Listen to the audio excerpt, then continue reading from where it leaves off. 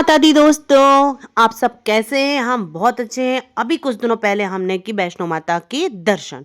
यहाँ हमने स्टार्ट किया उधमपुर से अपनी यात्रा। हम बस से पहुंचे कटरा तक। आप चाहें तो डायरेक्ट ट्रेन लेके कटरा तक पहुंच सकते हैं। यहाँ एक रास्ता सीधा जाता है श्रीनगर के लिए और अंदर साइड को रास्ता कटता है कटरा के लिए। हमें 1 से 1.5 घंटा लगा कटरा तक पहुँचने में। फिर क्या था, हम पहुँच गए कटरा। कटरा पहुँचते ही सबसे पहले करवाया रजिस्ट्रेशन, जो कंपलसरी होता है, सभी को कराना होता है, तभी हमें मेन गेट से एंट्री मिलेगी। एंड रजिस्ट्रेशन कराने के बाद हम पहुंच गए अपने वैष्णो देवी दर्शन के लिए रास्ते मेन रजिस्ट्रेशन गेट पर।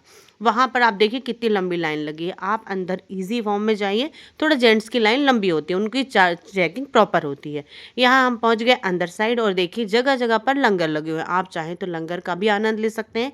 बहुत टेस्टी हलवा पूरी कढ़ी चावल राजमा चावल का आपको यहाँ पर प्रसादी मिलेगी। सबसे पहले आप माँ बाणगंगा के दर्शन कीजिए और यात्रा अपनी स्टार्ट कीजिए। यहाँ हमने यात्रा कर दी अपनी स्टार्ट। हम तो पैदल ही गए थे। और उसके बाद देखिए आपको यहाँ मिलेगा माँ इच्छा पूर्णी वैष्णो देवी माँ का दर्शन। यहाँ दर्शन कीजिए और माँ की जयकारी लगाते हुए आगे बढ़ जाइए। हम यहाँ पैदल गए थे, बट आप चाहें तो घोड़ा या पालकी ले सकते हैं, बच्चों के लिए ट्रॉली भी ले सकते हैं। आपको ध्यान रखना है कि वो लोग चार्जेस बहुत एक्स्ट्रा बताते हैं और बीच में भी छोड़ देते हैं, बट इस चीज़ का ध्यान रखते हुए आप उनसे थोड़ा सा बार्गेनिंग करके चलें।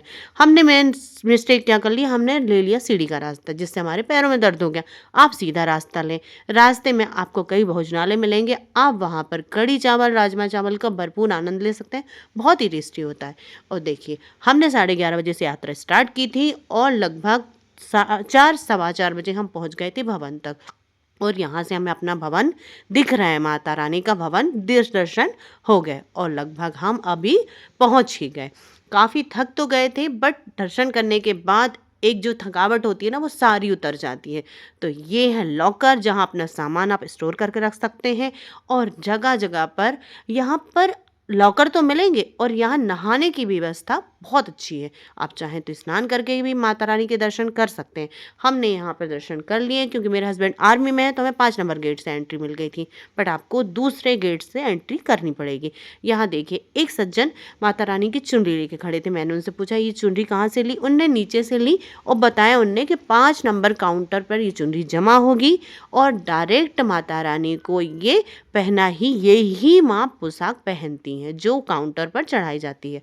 शाम का दृश्य माँ का कितना प्यारा लग रहा था। फिर हम पहुँचे भैरव बाबा तक।